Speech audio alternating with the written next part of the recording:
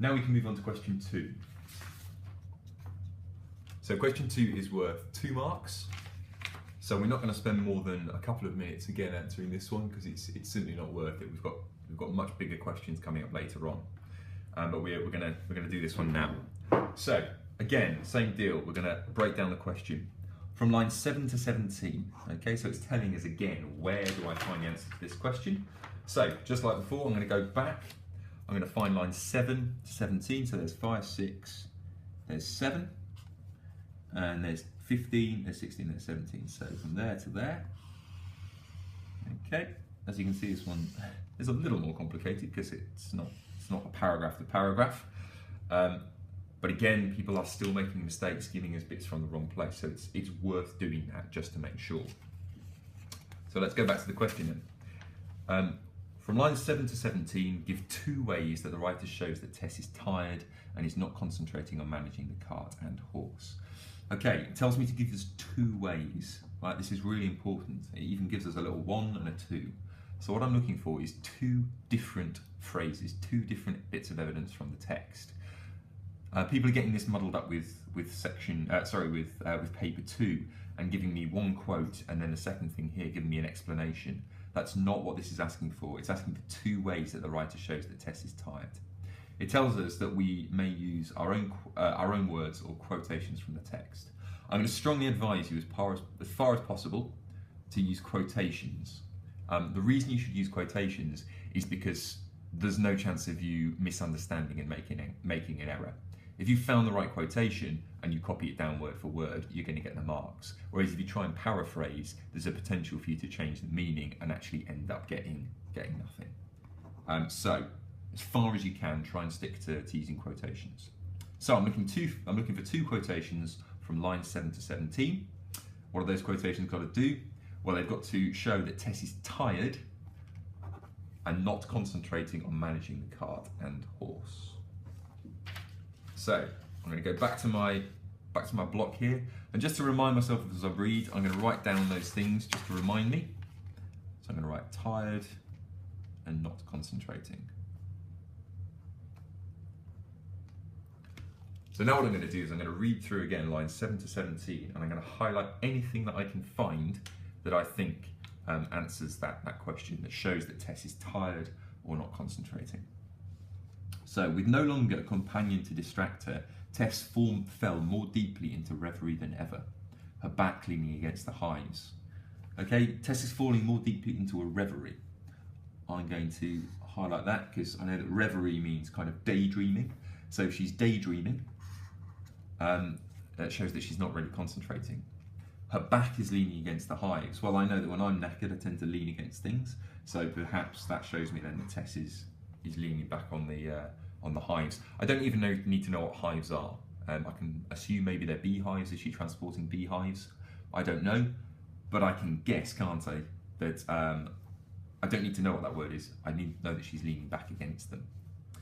The mute procession past her shoulders of trees and hedges became attached to a fantastic.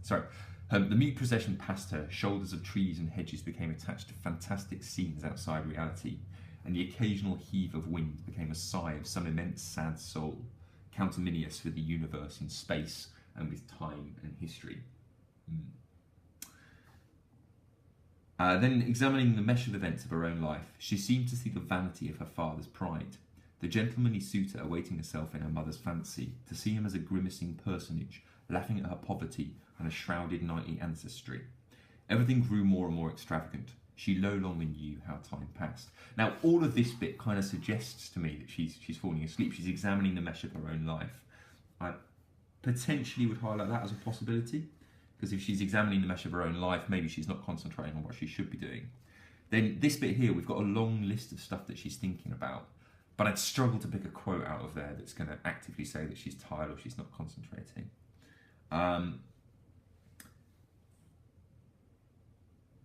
I like this bit though. She no longer knew how time passed. Okay, so again, that suggests that she's got no idea what's going on. Time is passing by, so she's not really concentrating. A sudden jerk took her in a seat, and Tess awoke from the sleep into which she too had fallen. Some controversy there. She's fallen asleep. Does that suggest that she's tired or she's not concentrating? I guess, but that line actually says that she's woken up. So it's not, that line doesn't answer the question. It doesn't tell me that she is tired or she's not concentrating. It's telling me actually that she's now awake. So I've got a couple of different options here. I need two of them. So I'm going to choose the two that I think most clearly support the fact that she's tired or not concentrating. So the ones I like most are, I'm going to go for her back leaning against the hives, because I know that when people are tired, they kind of lean on things. And I'm going to go for... I'm going to go into, falling more deeply into a reverie than ever. I think those are two separate things. The fact that she's falling deeply into a reverie tells me she's not concentrating, and the fact that she's leaning back against the hives tells me that she's tired. So although those two quotes are together, I think they're separate enough and they address different points. And so I can put those in as two separate things. So now I go back to my answer, and I'm going to copy those down. And because I'm looking for quotations, I'm going to copy them really carefully, word for word. So I'm going to go for...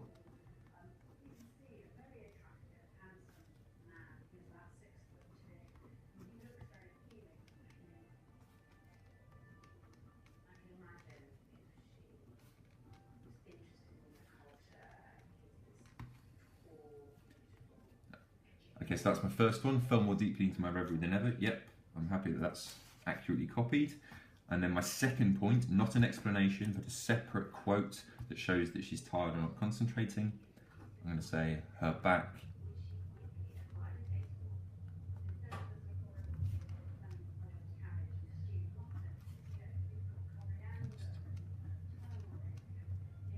hives. Okay, one last double check that what I've written down matches what's on the original sheet.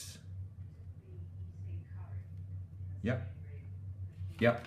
And one last check that these answer this question. Fell more deeply into reverie than ever. Happy that shows she's not concentrating. Her back leaning against the hives. Yes, I'm happy that is proof that she is tired. Okay, so I've got my two separate points. They address the question. I'm happy with my answers for that. And now I can move on to question 3.